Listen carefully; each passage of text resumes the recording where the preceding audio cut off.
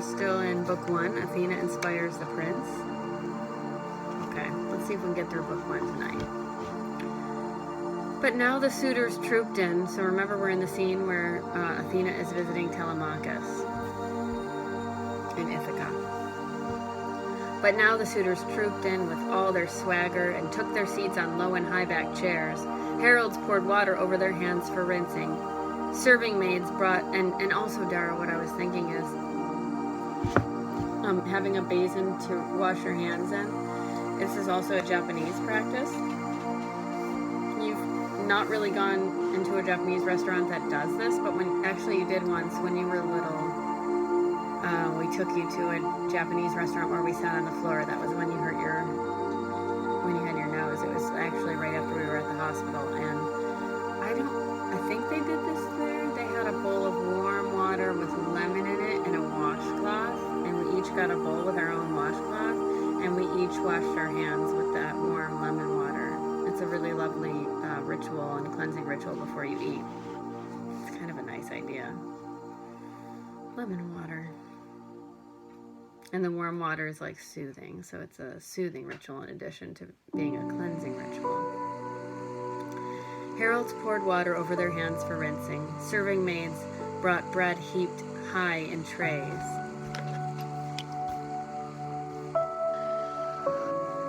And the young men brimmed the mixing bowls with wine. They reached out for the good things that lay at hand, and when they'd put aside desire for food and drink, then the suitors set their minds on other pleasures, song and dancing, all that crowns a feast. A herald placed an ornate lyre in Phemius's hands. The bard who always performed among them there, they forced the man to sing. It's not nice.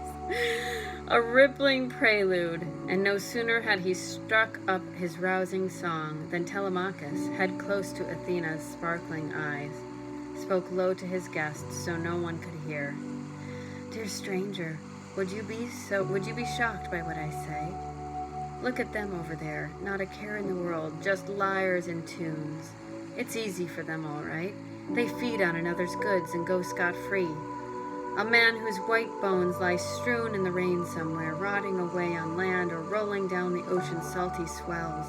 But that man, if they caught sight of him home in Ithaca, by God, they'd all pray to be faster on their feet than richer in bars of gold and heavy robes.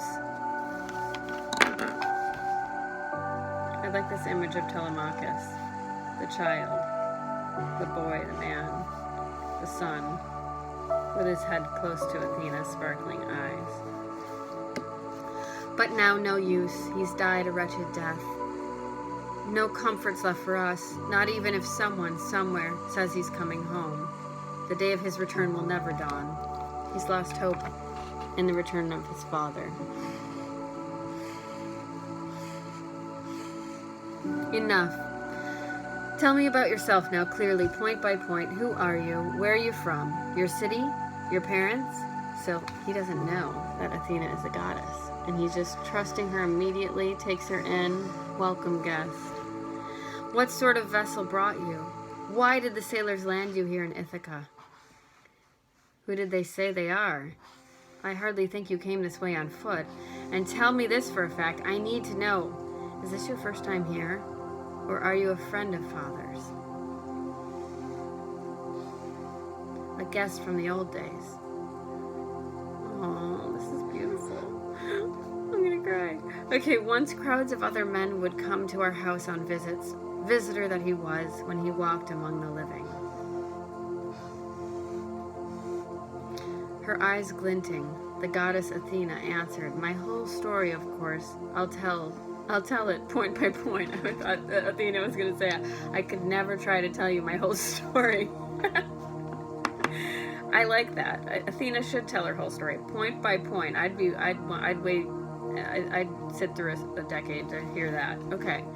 Her eyes glinting, goddess Athena answered, my whole story, of course, I'll tell it point by point. Wise old,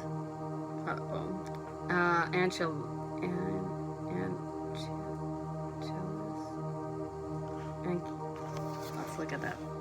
I don't want to butcher it, which I will. go. PronounceNames.com. Okay.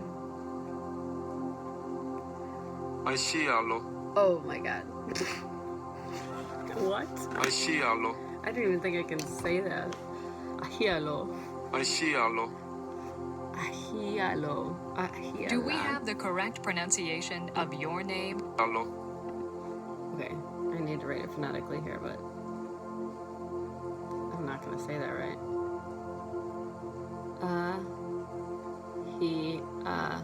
Law. Lo, but they were saying it sounded like low to me. Ahialo was my father.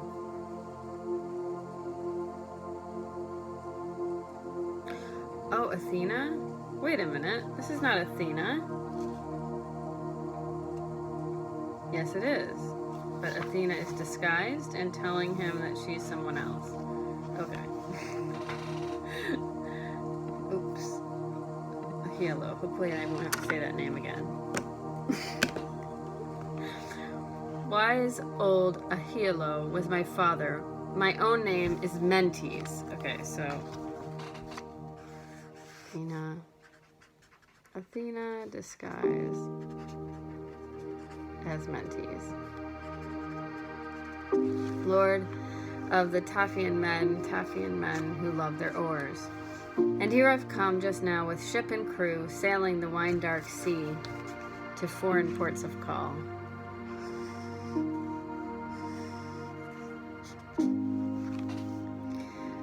To Tamiz, out for bronze, our cargo gleaming iron. Our ship lies moored off farmlands far from town, riding from Rithron Cove beneath Mount Nyan's woods. As for the ties between your father and myself, we've been friends forever, I'm proud to say, and he would bear me out if you went and questioned old Lord Laertes.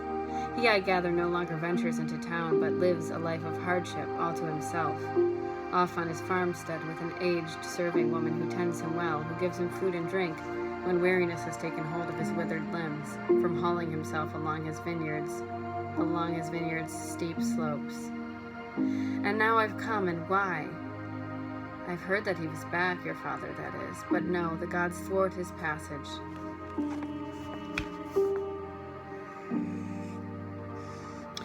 Yet I tell you, great Odysseus is not dead. He's still alive.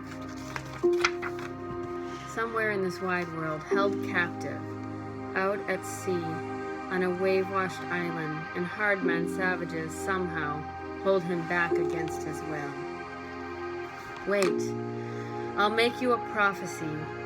One of the immortal gods have planted in my mind. It will come true. I think, though I'm hardly a seer, and know the flights of birds, he won't be gone long from the native land he loves. Not even if iron shackles bind your father down. He's plodding away to journey home at last.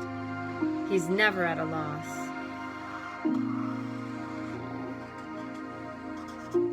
But come, please, tell me about yourself now, point by point. You're truly Odysseus' son? You've sprung up so. Uncanny resemblance. The head, the fine eyes. I see him now. How often we used to meet in the old days, before he embarked for Troy, where other Argive captains, all the best men, sailed in the long curved ships. From then to this very day, I've not set eyes on Odysseus, or he on me.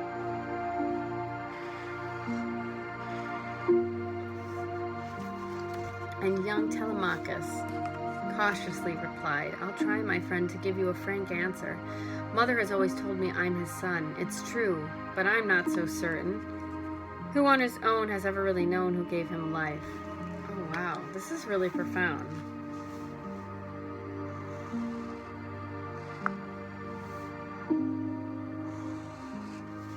That's interesting. Would to God I'd been the son of a happy man, whom old age overtook in the midst of his possessions. Now think of the most unlikely mortal ever born. Since you ask me, yes, they say I am his son. Still, the clear-eyed goddess reassured him. Trust me, the gods have not marked out your house for such an unsung future. Not if Penelope has borne a son like you.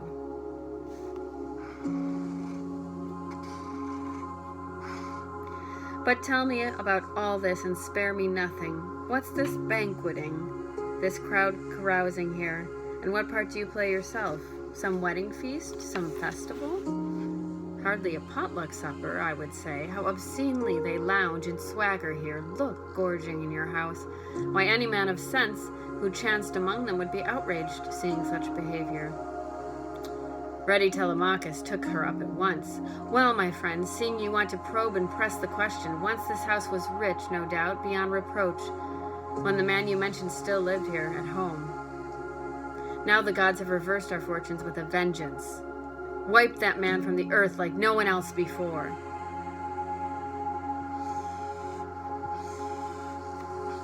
I would never have grieved so much about his death if he'd gone down with the comrades off in Troy or died in the arms of loved ones. Once he had wound down the long coil of war.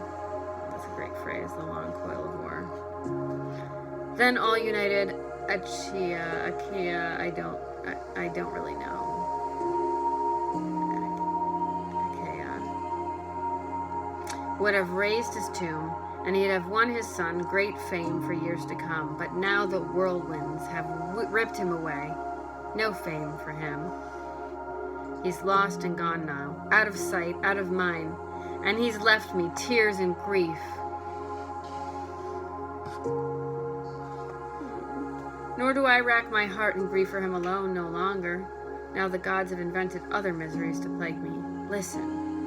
All the nobles who rule the islands round about Delician and Same and wooded Zakynthus too, and all who lord it in rocky Ithaca as well. Down to the last man they court my mother. They lay waste in my house. And mother, she neither rejects a marriage she despises, nor can she bear to bring the courting to an end. This reminds me of me, doesn't it?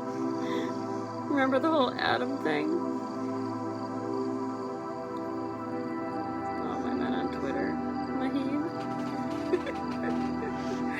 Authentic companion. Okay. Nor can she bear to bring the courting to an end while they continue to bleed my household white. Soon, you wait, they'll grind me down as well. Shameful.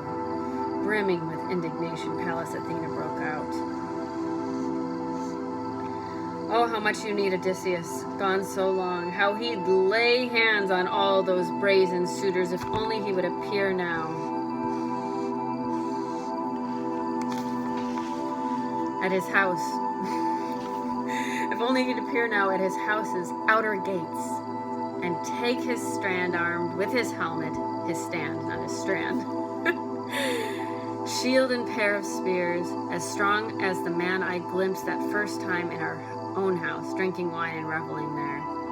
Just come from Ephyra, visiting Ilus, Murmurous's son. Odysseus sailed that way, you see, in his swift trim ship, hunting deadly poison to smear on his own arrows' bronze heads. Ilus refused. He feared the wrath of the everlasting gods, but father, so fond of him, gave him all he wanted, all he wanted. If only that Odysseus sported with these suitors, a blood wedding, a quick death would take the lot. This is great. True, but all lies in the lap of the great gods, whether or not he'll come and pay them back, here in his own house. But you, I urge you, think how to drive these suitors from your halls. Come now, listen closely. Take my words to heart. At daybreak, summon the island's lords to full assembly. Give your orders to all and call the gods to witness. Tell the suitors to scatter, each to his own place. As for your mother, if the spirit moves her to marry, let her go back to her father's house, a man of power. Her kin will arrange the wedding, provide the gifts, the array that goes with a daughter dearly loved. For you, I have some good advice, if only you will accept it. Fit out a ship with 20 oars, the best in sight. Sail in quest of news of your long-lost father. Someone may tell you something, or you may catch a rumor straight from Zeus, rumor that carries news to men like nothing else. First go down to Pylos, question the old King Nestor, then cross over to Sparta, the red-haired Menelaus. Of all the bronzed armored Achaeans, I'd like to know how to say that properly.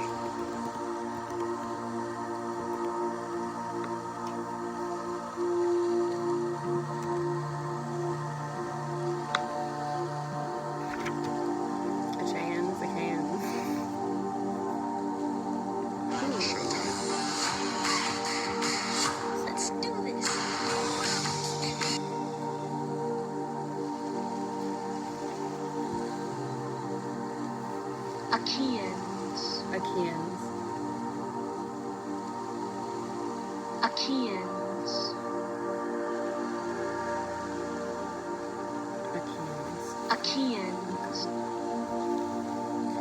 The bronze-armored Achaeans, the last man back. Now if you hear your father's alive and heading home, hard-pressed as you are, brave out one more year. If you hear he's dead, no longer among the living, then back you come to the native land you love. Raise his grave mound, build his honors high, with the full funeral rites that he deserves, and give your mother to another husband. Then, once you've sealed those matters, seen them through, think hard, reach deep down in your heart and soul for a way to kill these suitors in your house.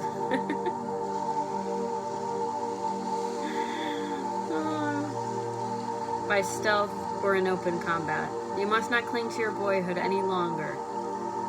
It's time you were a man. Haven't you heard what glory Prince Orestes won throughout the world when he killed that cunning murderess? Just this. Make sure I said it right again. Welcome back. It has not been that many pages. That's my first word I couldn't pronounce. Aegisthus. Who killed his famous father. And you, my friend, how tall and handsome I see you now. Be brave, you too, so men to come will sing your praises down the years.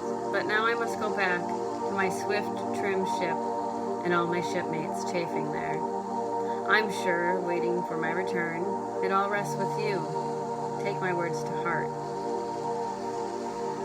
Oh, stranger, heedful Telemachus replied, indeed I will. You've counseled me with so much kindness now, like a father to a son. I won't forget a word, but come. So I like this. Athena as disguised father. As father disguised as disguised father. But come stay longer, keen as you are to sail, so you can bathe and rest and lift your spirits. Then go back to your ship delighted with a gift, a prize of honor, something rare and fine as a keepsake from myself. The kind of gift a host will give a stranger, friend to friend. And then you give a gift to your stranger that comes to your house. Another great hospitality ritual. Gift giving. My favorite. Her eyes glinting, Pallas declined in haste. Not now, don't hold me here, I long to be on my way. As for the gift, whatever you'd give me in kindness, save it for my return so I can take it home. Choose something rare and fine and a good reward that gift is going to bring you. With that promise, off and away Athena, the bright-eyed goddess, flew. Like a bird soaring in soaring flight. How lovely. But left his spirit filled with nerve and courage, charged with his father's memory more than ever now. I'm getting like some, Harry Potter feeling moments here. He felt his senses quicken, overwhelmed with wonder. This was a god, he knew it well, and made it once for the suitor, a man like a god himself.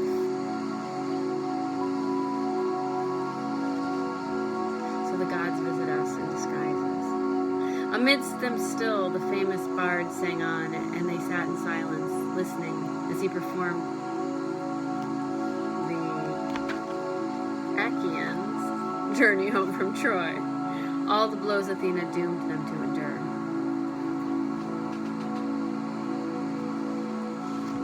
And now from high above in her room and deep in thought, she caught his inspired trains.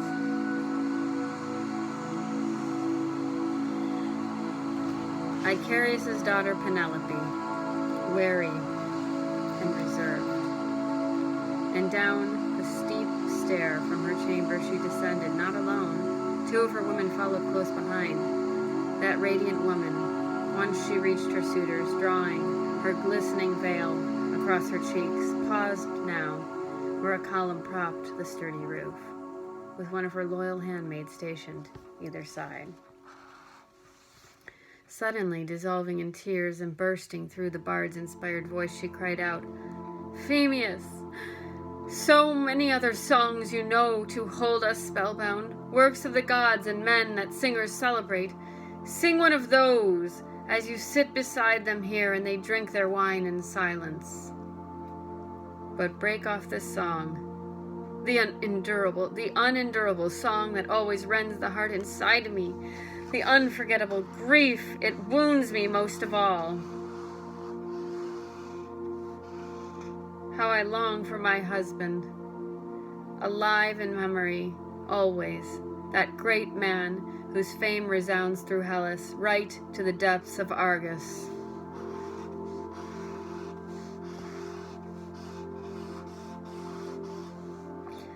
"Why, mother," poised Telemachus put in sharply, "why deny our devoted bard the chance to entertain us any way the spirit stirs him? Bards are not to blame. Zeus is to blame. He deals to each and every laborer on this earth whatever doom he pleases. Why fault the bard if he sings the Argives' harsh fate? It's always the latest song, the one that echoes last in the listener's ear, that people praise the most. Courage, mother, harden your heart and listen.